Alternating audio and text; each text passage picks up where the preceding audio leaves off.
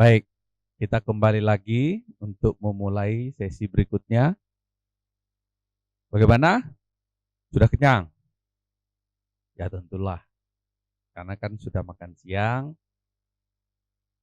Saya yakin Ibu Bapak pasti bersemangat. Baik, pada sesi ini saya akan menyampaikan studi kasus. Diharapkan Ibu Bapak menyimak bagaimana sebenarnya sebuah tindakan yang awalnya itu tidak mengandung unsur tindak pidana korupsi, tapi pada belakangan itu terlihat ada unsur dan terbukti ada unsur tindak pidana korupsi. Jadi kasus ini terkait dengan kasus Ruislah atau tukar guling. Aset pemerintah, kemudian tukar guling dengan kewajiban pihak vendor atau rekanan untuk membangun fasilitas pemerintah daerah. Jadi di sini diawali dari kebijakan wali kota. Dalam hal ini masih berstatus PLT, wali kota ini. Kemudian dia menginginkan adanya Ruislah dengan menukarkan beberapa bidang tanah punya atau milik pemerintah daerah diserahkan kepada pihak rekanan, kemudian rekanan wajib membangun gedung fasilitas kantor pemerintah di tanah pemerintah daerah. Hasil penilaian, tanah yang tidak produktif dan ingin diserahkan kepada pihak rekanan itu senilai 10 miliar lebih. Kemudian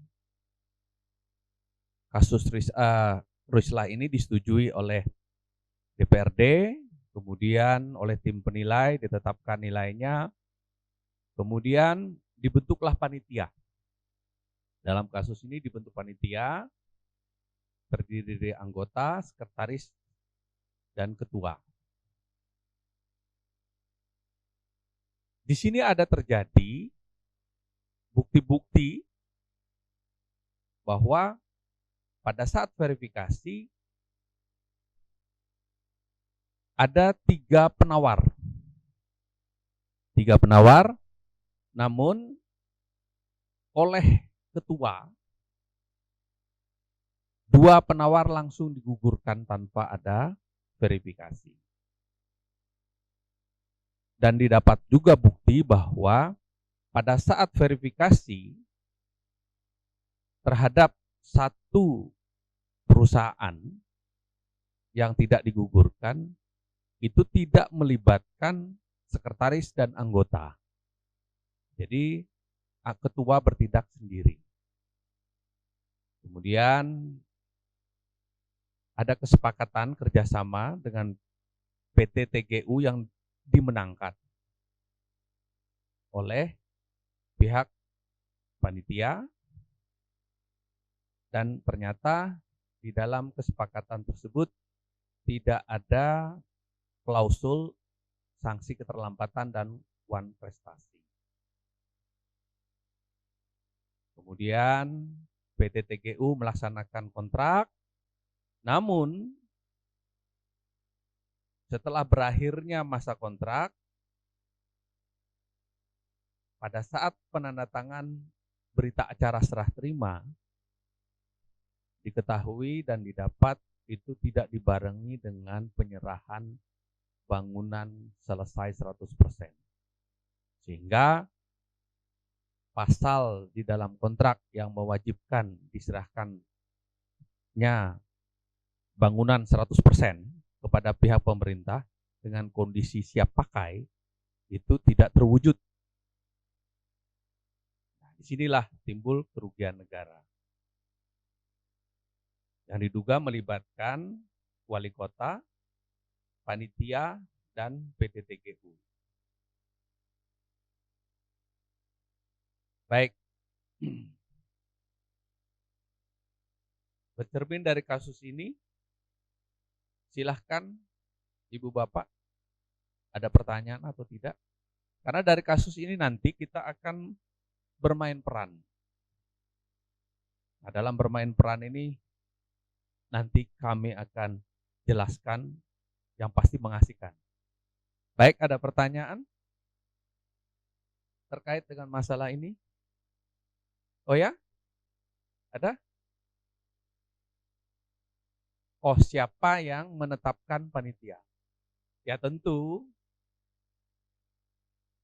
pada saat ditetapkan panitia itu oleh kepala dinasnya. Karena kasus ini tentu diserahkan kepada satuan perangkat kerja yang tupoksinya ada hubungannya dengan tukar-menukar. Biasanya itu di pengelola keuangan dan aset. Kemudian ada lagi pertanyaan.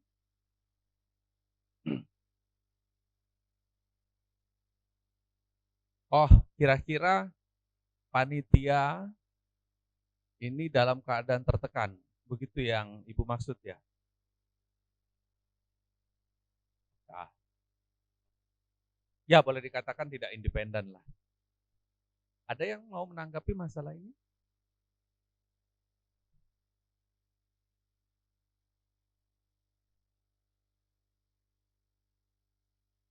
Ya, baik. Jadi dikatakan bahwa posisi panitia pada saat itu apakah ikut andil di dalam tindak pidana korupsi? Ya kalau memang melihat dari runtutannya tentu akan terikutkan. Hanya sekarang menjadi persoalan adalah berapa besar peran dari panitia, terutama ketua, itu dalam kasus ini. Dan tidak menutup kemungkinan juga sekretaris dan anggotanya juga ikut terlibat. Walau tanpa sadar karena ada tekanan. Karena berdasarkan bukti bahwa ada tanda tangan sekretaris dan anggota. Tetapi hasil investigasi sekretaris dan anggota itu tidak ikut dan mereka hanya diajukan tanda tangan untuk menandatangani berita acara verifikasi.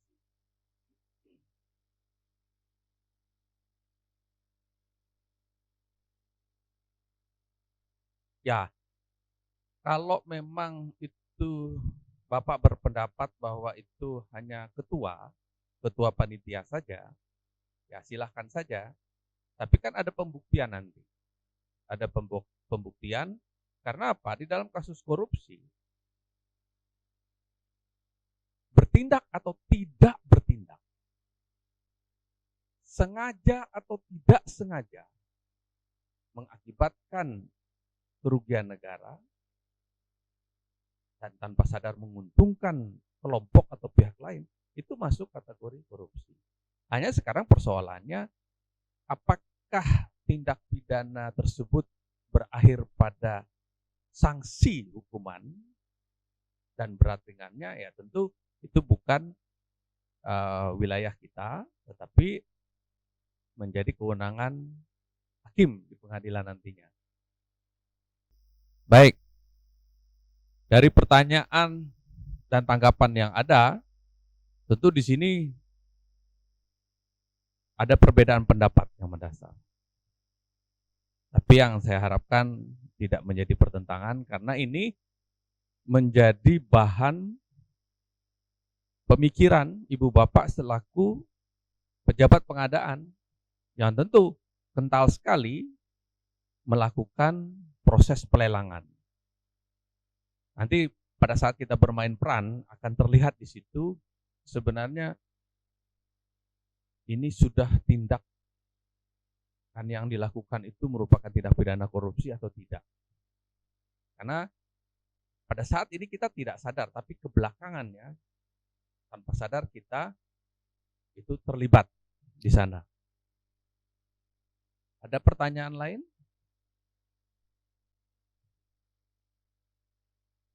Kalau tidak ada, untuk sementara bisa kita simpulkan bahwa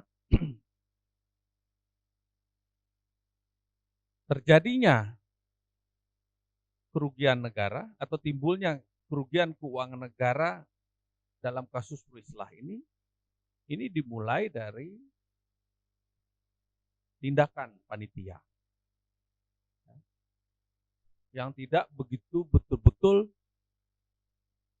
melakukan tanggung jawabnya dalam proses pelelangan. Dan ini bisa saja kalau ditelusuri bisa saja bahwa mereka tidak melakukan pengumuman.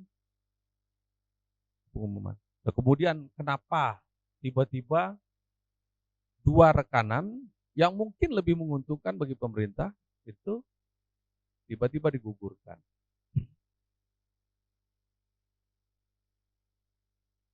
Jadi di sini dapat disimpulkan dari pertanyaan maupun jawaban Ibu Bapak itu bahwa betul adanya tindakan dari pejabat pengadaan barang jasa yang sadar atau tidak sadar berujung pada terjadinya tindak pidana korupsi dengan timbul kerugian keuangan negara. Demikian kasus ini ya, kita diskusikan dan nanti kita akan membagi kelompok dalam bermain peran.